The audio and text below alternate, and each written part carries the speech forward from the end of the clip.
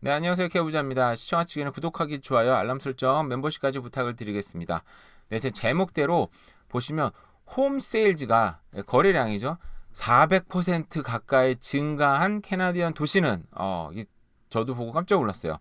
400%니까 3배 이상 증가가 가까이 됐으니까 3배 이상이 거래량이 일어난 거죠. 아마 거기는 부동산 가격도 아마 굉장히 상승하지 않았을까. 부동산 가격에 대해서는 자세히 나오지 기사는 아니지만 어쨌든 어떤 도시였는지 살펴보도록 하겠습니다. 일단은 기본적으로 2023년 시장이 어땠는지를 대략적인 설명을 하고 있어요. 2월달 이후에 지금 마켓이 정상적으로 돌아오고 있고, 왜 인터레스트가 이제 떨어질 거라는 기대감이 있었잖아요. 올 초에 이제 인터레스트가 홀드가 됐죠. 캐나다 중앙은행에서. 그러다 보니까 그 2월 달부터 6월 달까지 거래량이 굉장히 많이 늘어났고, 시장도 어떻게 보면 좀 정상화 될 거다. 금리도 이제 아마 떨어질 거다. 그런 생각들이 많이 있었다. 그런 얘기를 했고요. 그래서 먼스 투 먼스는 이제 5월 달, 6월 달에는 거래량이 1.5% 전국적으로 증가가 됐다. 근데 어떤 도시는 무려 400%가 엄청난 증가가 있었어요. 정말. 이거 정말 너무 대단하잖아요. 그리고 거기도 가격도 무려 19%. 이 정도면 당연하지 않나요? 거래가 400% 이상이 증가가 됐는데 가격도 20% 정도 껑충 뛴 이런 프렌즈드 마켓이 있었다. 미친 시장이 있었다. 거기가 어디였을까요? 자, 근데 전국적으로 이 정도로, 근데 이게 이상한 게 아닌 게, 전국적으로도 무려 평균이 올해 2월 달부터 올해 1월부터 6월까지 무려 139.62%나 거래량의 증가가 있었습니다. 대단하잖아요. 지금 100% 이상의 증가가 있었다는 얘기는 너무 대단한 얘기인데, 23개시 정도를 이제 조사를 했었는데 무려 400% 가까이 증가된 도시는 걸프라는 곳입니다. 온타리오 주에 있어요. 정확하게는 387.38%. 네, 걸프가 어디 있는지 모르시는 분들 보도록 하겠습니다. 저도 어디 있는지 몰랐어요. 요번에 알게 됐습니다. 보니까 여기 토론토 미시사가와 그리고 키치너라는 도시 사이에 있는 도시더라고요. 저도 여기 해밀턴, 키치너 있고 브램턴 이제 있는 좀 큰 도시들은 대략 알고 있었는데, 여기 걸프는 사이에 이제 껴 있는 도시더라고요. 메이저 도로에 옆에 이제 껴 있고, 그래서 이건 아마 제가 볼 때는 이런 게 여기서 아마 거래량이 폭발이 갑자기 있었다는 건 이유는 나와 있지는 않지만은, 기본적으로 보면 이제 큰도 대도시권으로 우리가 사람들이 몰리고 개발이 되는데, 여기 아마 어떤 호재가 있었는지는 모르겠습니다만, 밴쿠버로 따지면 이 서리의 랭리와 아버츠폴드 중심으로 개발되는데, 갑자기 예를 들어서 알더 그로브 이런 데가 갑자기 꽝 폭발하는, 아니면 아더딘 이런 데가 갑자기 꽝 폭발하는 느낌인 것 같아요. 거기에 어떤 호재가 있었는지, 아니면 교통에 큰 변화가 있었는지, 직장이 근처에 생긴다든지, 자세한 얘기는 없지만 어떤 변수가 있긴 있었겠죠. 그러다 보니까 갑자기 작은 도시에 갑자기 400% 이상 가까이 증가가 있었고요.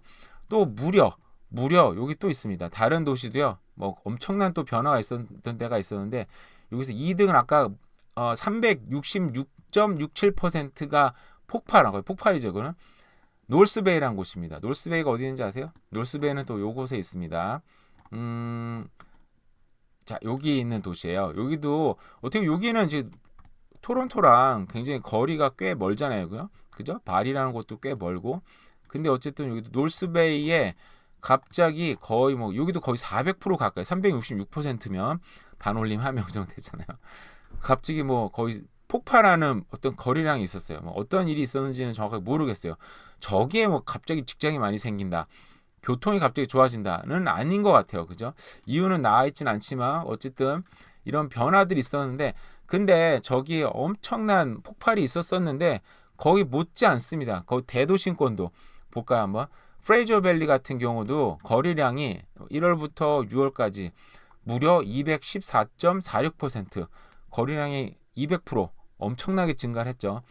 근데 그레이트 토론토, 이게 사실은 엄청난 대도시이기 때문에 웬간히 팔려서는 거리에 크게 안 잡힐 텐데, 여기도 무려 141.92%, 캘거리도 162.38%, 굉장히 많이 증가했어요. 퀘벡도 42%나 증가했고요. 그러니까 1월부터 지금까지 우리가 거래량도 막 대도시권이 막 100%, 200%막 올랐고요. 그 가격도 꽤 많이 올랐잖아요. 사실 이게 사실 저도 굉장히 놀랍다고 몇 번 얘기는 했잖아요.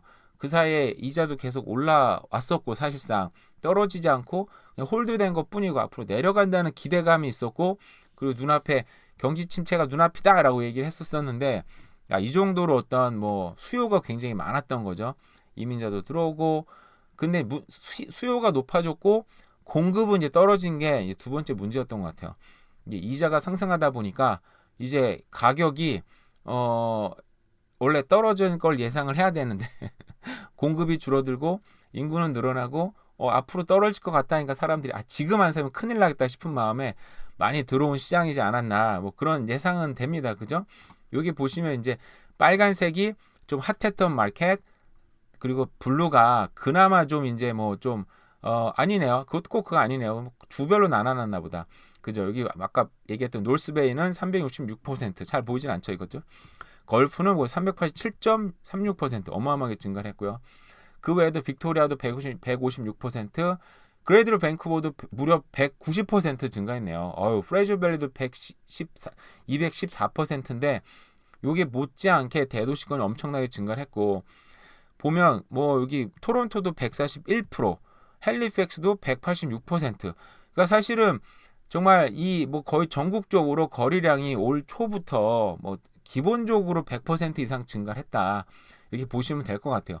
이러니 거래량이 이렇게 폭발을 하니까 당연히 프라이스도 굉장히 많이 상승할 수밖에 없었다. 그러니까 캐나다 전체적으로 평균이 나와 있습니다. 보이시죠? 좀 올려볼까요? 캐나다 전체적으로 139.62%가 거래량이 상승을 했고 거래 이제 프라이스도 7.89%, 10% 가까이 증가했다. 가격이 올라갔다. 꽤 많이 올라간 거죠. 왜냐하면 1%도 굉장히 크게 느껴지는 게 가격이 지금 밴쿠 BC주도 지금 평균 가격이 $1밀리언에 접근을 하고 있습니다. 그러니까 $1밀리언에 접근한다 그러면 1%만 올랐다고 해도 그게 얼마입니까? 만 불이잖아요. 그죠? 근데 7.89% 8% 올랐다? 그럼 8만 불이 오른 거예요. 그 평균이니까 어떤 데는 분명히 1억 이상 오른 데도 많이 있겠죠. 그죠? 떨어진 데도 있겠지만 여기 보시면 가격도 나와 있는데 프레이저밸리도 무려 10.82%가 증가를 했어요. 근데 여기도 에버리지 홈 프라이스가 프레이저밸리도 $1밀리언가 넘잖아요. 그죠? 그러니까 여기서 10% 올라갔다. 1억이 넘어갔다는 얘기고 그레이트 밴쿠버 같은 경우도 여기가 에버리지 가격이 1.2밀리언이에요. 대단하죠. 근데 여기도 7.91% 올랐다. 그러니까 1억 이상 올랐다는 얘기인 거죠. 그죠? 이게 문제인 거예요. 캘거리 같은 경우도 많이 올랐어요. 여기도 에버리지 홈 프라이스가 54만 8천 불인데 여기도 무려 8.34%가 올랐어요. 많이 오른 거죠. 근데 그레이트 토론토도 9.41이나 올랐습니다. 가격이. 그러니까 가격이 올 초부터 굉장히 많이 오르고 있다.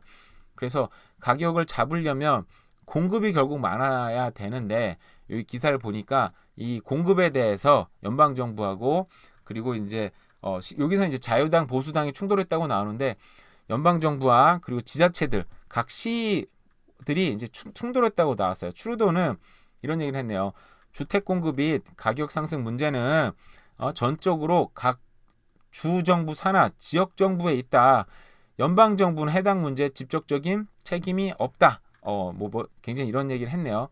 그러다 보니까 이제 연방 보수당인 얘기했어요. 트루도 총리의 발언은 우스운 일이다. 지난 8년간 정부 최고 책임자가 부동산 가격을 잡고 있다는 약속을 거듭해 왔는데 실패한 거 아니냐 뭐 이런 식으로 얘기를 했어요. 근데 결국은 뭐 어떤 당이 잘했다 잘못했다 얘기하기 쉽지는 않은 것 같아요. 사실은 어떤 정부도 시장의 가격을 잡은 정부가 있나요? 공산당이 아닌 이상 공산당 아니냐 쉽지는 않기 때문에 이게 어떤 정부가 잘했는지 잘못했다 얘기는 쉽지는 않은데 결국은 여기도 똑같은 얘기 나옵니다. 이자는 올랐는데 계속 이자를 올리다 보니까 이러면 다들 예상한 게 저도 그렇고 많은 기사와 뭐 어떤 책에서 본 내용이 그러잖아요. 기준금리를 올리면 그 실업자가 많이 발생하고 경기 침체가 오면 자연스럽게 부동산 가격도 이제 떨어질 수밖에 없죠.